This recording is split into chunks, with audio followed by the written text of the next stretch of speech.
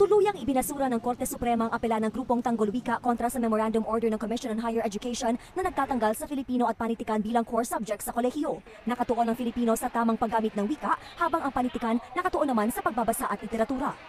Sa pahayag na inilabas ng CHED, sinabi nilang hindi naman tuluyang tinanggal ang pag-aaral ng Filipino at panitikan dahil inilipat lang ito sa senior high school. Ang utos ay para lamang daw sa general education curriculum sa kolehiyo. Sa pagitan ng mga taong 1897 at 1935, maraming mahahalagang yugto sa kasaysayan ng wikang pambansa ng Pilipinas ang naganap.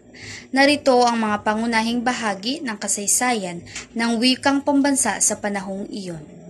Himagsikang Filipino sa panahon ng 1896 at 1898. Noong mga taong ito, matindi ang naging pagkilala sa pangangailangan ng pambansang wika. Ang katipunan sa ilalim ni Andres Bonifacio ay nagsulong ng paggamit ng Katagalugan bilang wika ng Rebolusyon. Huling bahagi ng kolonyalismo ng Espanya, ang himagsikang ito ay nagdulot ng pagbagsak ng kolonyalismo ng Espanya sa Pilipinas. Ito ay nagbukas ng pinto para sa mas malayang pagpili ng wika ng mga Pilipino. Panahon ng Amerikano sa taong 1898 to 1946 sa pag-usbong ng kolonyalismo ng Amerika, naging mahigpit ang impluwensya ng Ingles sa bansa. Gayunpaman, patuloy pa ring nagkakaroon ng pagkilala sa kalagahan ng pagbuo ng sariling pambansang wika. Mga pagsusuri ng wika sa taong 1920 to 1930. Noong mga dekadang ito, ilang lingwista at edukador tulad ni Lope K. Santos ay nagkaroon ng mga pagsusuri hinggil sa pagbuo ng pambansang wika. Nagkaroon sila ng mga akda at proposal upang itatag ang isang opisyal na wika. Komisyon sa Wikang Pambansa sa taong 1936. Noong 1936, nilikha ang Komisyon sa Wikang Pambansa o tinatawag na KWP sa ilalim ng Batas Commonwealth bilang 184. Ang KWP ay nagkaroon ng mandato ng pag-aralan, paglinang at pagpapabuti ng mga katutubong wika at Filipino bilang pambansang wika. Kautosang pangkagawaran bilang 7 sa taong 1954, bagamat hindi parte ng panahong 1897 to 1935, mahalagang bahagi ng pag-unlad ng wikang pambansa ang kautosang pangkagawaran bilang 7 noong 1954. Ito ang nagtakda na Filipino ang magiging opisyal na wika ng edukasyon at pamahalaan, katuwang ang Ingles. Sa kabuuan, ang panahon mula 1897 hanggang 1935 ay nagpapakita ng malaking pagsusumikap at pag-unlad sa pagbuo ng pambansang wika ng Pilipinas.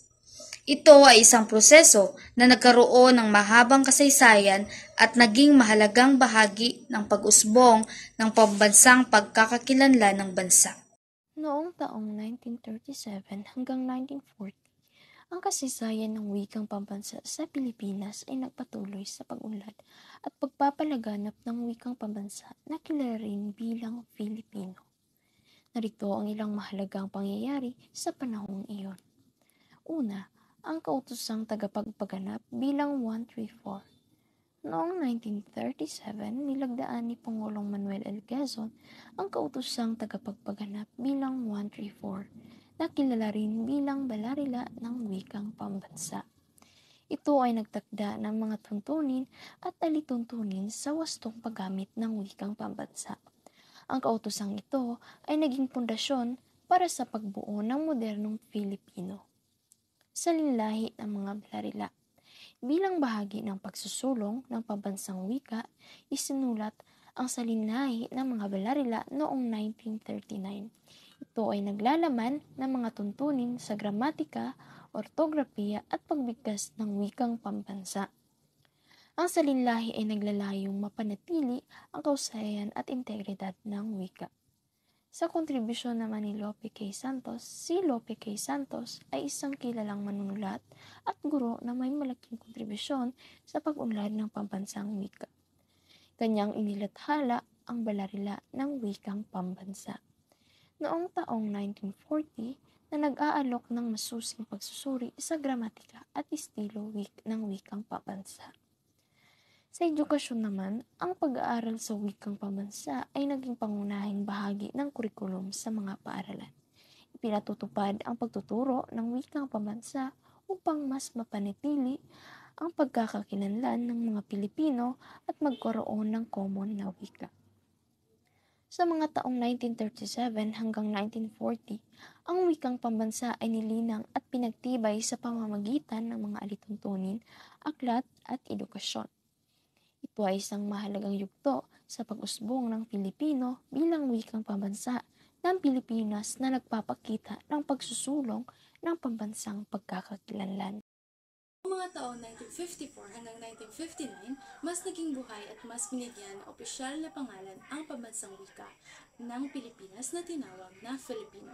Narito ang ilang mga mahalagang pangyayari sa kasaysayan ng wikang pambansa sa panahon iyon. Komisyon sa Wikang Filipino.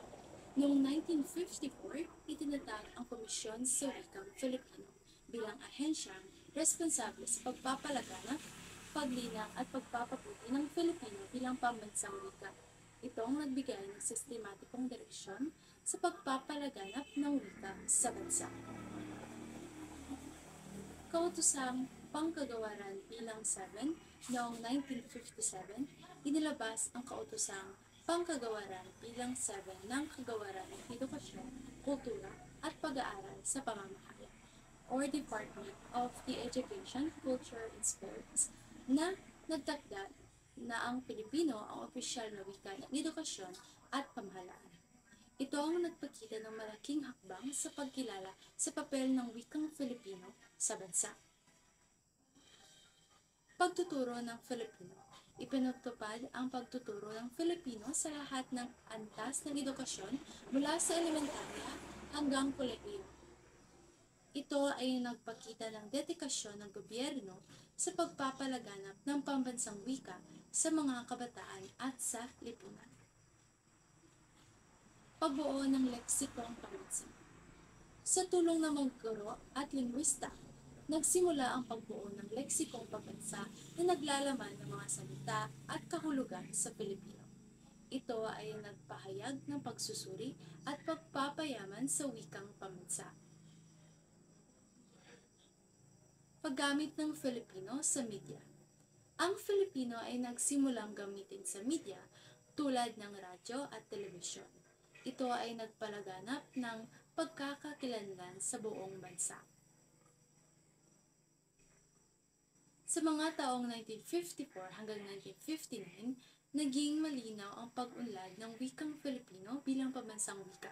Ito ay naging pangunahing bahagi ng pambansang identidad ng Pilipinas at nagpakita ng dedikasyon ng bansa sa pagpapalaganap at pagpapayaman ng wika. Noong 1973, ang konstitusyong kilala bilang Konstitusyong 1973 o 1973 Constitution ay naging bahagi ng kasaysayan ng wikang pambansa sa Pilipinas. Narito ang ilang mahalagang bahagi nito. Pagkilala kay Filipino. Sa ilalim ng Konstitusyong 1973, nilagdaan ang proklamasyon bilang 1081 noong 1973 ni Pangulong Ferdinand Marcos. Ito ay nagpalaganap ng Filipino bilang isa sa mga opisyal na wika ng Pilipinas kasama ng Ingles. Ang Filipino ay tinuturing na wikang pambansa. Paggamit sa edukasyon. Ang wikang Filipino ay ginamit sa sistema ng edukasyon at ng mga paaralan ay nagtuturo ng mga asignaturang may wikang Filipino bilang pangunahing medium ng pagtuturo. Paksa ng pag-aaral. Ang mga asignaturang may kaugnayan sa wika at kultura ng Pilipinas ay isinama sa mga kurikulum ng paaralan, nagbibigay diin sa pag-aaral ng Filipino bilang isang pambansang wika. Paggamit sa media. Sa ilalim ng Konstitusyong 1973, pinapayagan ang paggamit ng Filipino sa mga transmisyon ng pahayagan, radyo at telebisyon na nagbibigay daan sa mas malawak na pagpapalaganap ng wika sa pamamagitan ng media. Pagpapalaganap ng wika. Pinagtibay ang mga hakbang para sa mas pinalaganap na paggamit ng Filipino sa iba't ibang sektor ng lipunan kabilang gobyerno, edukasyon, kultura at media. Sa kabuuan, ang Konstitusyong 1973 ay nagpapakita ng malaking hakbang sa pagpapalaganap at pagtangkilik sa wikang Filipino bilang pambansang wika.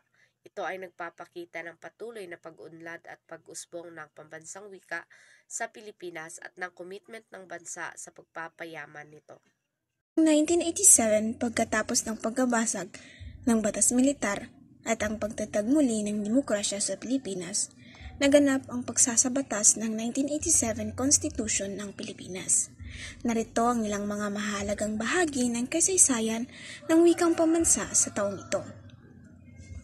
Pagpapahayag kay Filipino bilang pambansang wika.